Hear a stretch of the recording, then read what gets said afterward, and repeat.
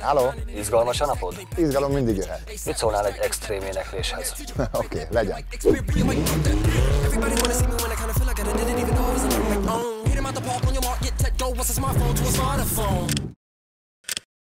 A telefon dizájnjában azt tetszik legjobban, hogy egyrészt jól néz ki, ami nagyon fontos, másrészt pedig úgy van kialakítva, hogy nem csúszik, nagyon könnyű megfogni, és könnyű egyből fényképeket is készíteni.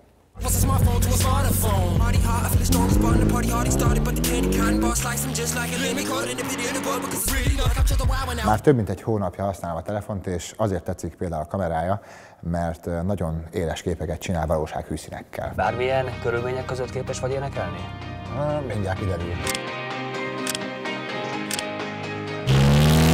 Még egy holnapot, mert csak ígéret volt, de ma este véget ér. Nagyon sokszor csinálok képeket koncerteken is, és fontos dolog az, hogy ezzel a telefonnal gyenge fényviszonyok között is jó képeket tudok csinálni. Besegített a V800 zenekar egy kicsit. Hát be! A fotó jó lett? Meglepő, de jó lett. Mi? Tényleg jó. Nézd meg. Tényleg.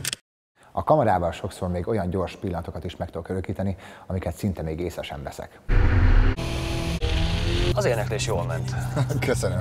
A vezetés is jól menne szerinted? Remélem. Már ezzel.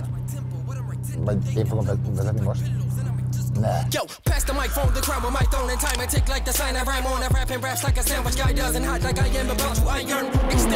Hát ez kész.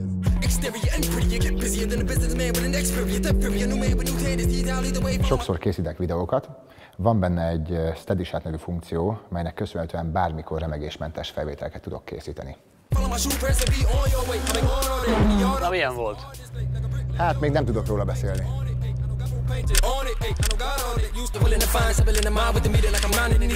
Örökítsd meg a pillanatot azonnal.